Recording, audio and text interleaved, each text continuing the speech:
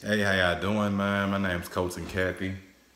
Um, Everybody calls me A1.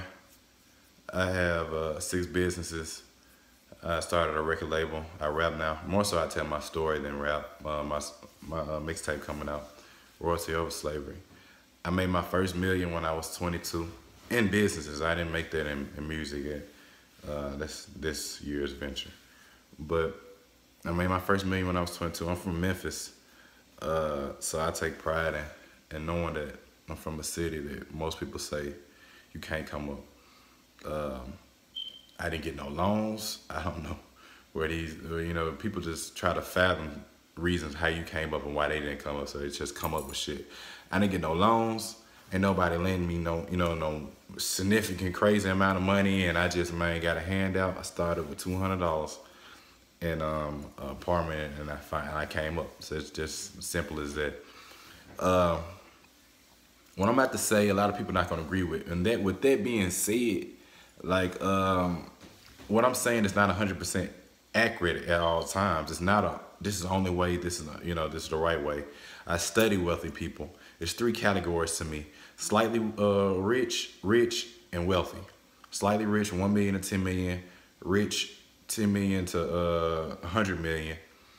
100 million up is wealthy to me. Now I'm trying to hit that wealthy standpoint, but you have to be honest with yourself. Now, again, what I'm about to say is a lot of people not gonna agree with. I think different. That's why I am different. And when I try to explain stuff to people and they don't listen, hey, do what you're gonna do. I feel like assets is more important than money. Now, liquid is important. You want to have liquid, but assets is more important. Like sometimes an asset can outweigh the amount of money or the amount of liquid you have in your account. I'll give you an example. If something costs $50,000, it really costs 50,000. It's not. You think it really costs 50,000. You can't get this anywhere else without paying 50,000. And somebody offers you in the right place in the right time, and you get it for 30,000. They say you can have it 30,000. You have 32,000 in your account. Now, most people wouldn't buy that because they gonna say, well, no, I don't know who I'm gonna sell it to, or this is all my money. I saved this, because you want to look at that money so bad. It's just in your mind. You're like, oh my God, I'm about to spend all my money. I'm about to be broke. It took me years to save this, or whatever your case is. That's what's holding you back. Me, I'm gonna buy it. I'm gonna buy it in a heartbeat. At the end of the day, if I only had $2,000 and I just can't make no more money, I have something that costs 50, and I'm going to find somebody that's gonna buy it for at least 40, 45. But that's me. Or if you're a bad salesman, you can always get your money back. I can guarantee you that, man. It's always somebody willing to buy something that's 50,000 for 30. I can tell you that right now. I'm that type of person. There's multiple people that like that. I study the wealthy. I study them. When I look at them, even when you look at the stereotypical white and black, they be like black people dressing jewelry and white people wearing Walmart clothes, and they just have, big houses and stuff like that. Okay, they didn't use their money on that asset. They didn't care about fashion or jewelry. And this is a stereotypical. I'm pretty sure there are. But, when we talk about that stereotype, they have assets other way, whether they invested in technology or invested it in their house or whatever the case may be. They have the assets. Bottom line is they have the assets. Like, don't let these folks confuse you and think that they just sitting in $1 million living in a shack with no assets. They have assets. That's an ignorant mindset to say, man, well, only black people spending on shit. Like clothes and stuff, okay, it's not an asset. Jewelry can actually be an asset. It's better assets to have. I have jewelry. I just like jewelry, but it's still an asset.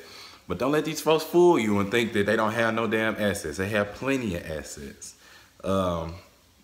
Again, going into the other stuff, you'll never go broke if you have the right type of assets. Like, you have businesses that are making you money, and you have assets at the end of the day. Now, let me explain you assets.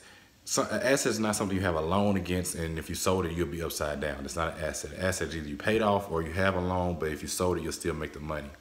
Okay? That's an asset. To me, to come up and how I came up fast, I invested in assets way before I just stare at my money. When I made my first million at 22, I didn't just stare at it. like I made it work for me. I got into assets, you know, get into property, you know, even cars. And people say this is a depreciating asset, which it is, but I made thousands off a depreciating asset. So I'm making more money faster than it's depreciating. So you gotta, you know, think about stuff. Think outside the box, man. Like, instead of just like, some people looking at this video right now is gonna be like, no. Okay, think outside the box. Get to a higher, you know, higher point. That's the only way. Never say no until you just look at the full picture. Well, I hope that works for y'all. Let's get y'all something. There's a lot more to a lot of this stuff. I'm just trying to give y'all like a quick thought on some stuff. But y'all be safe. Have a great day.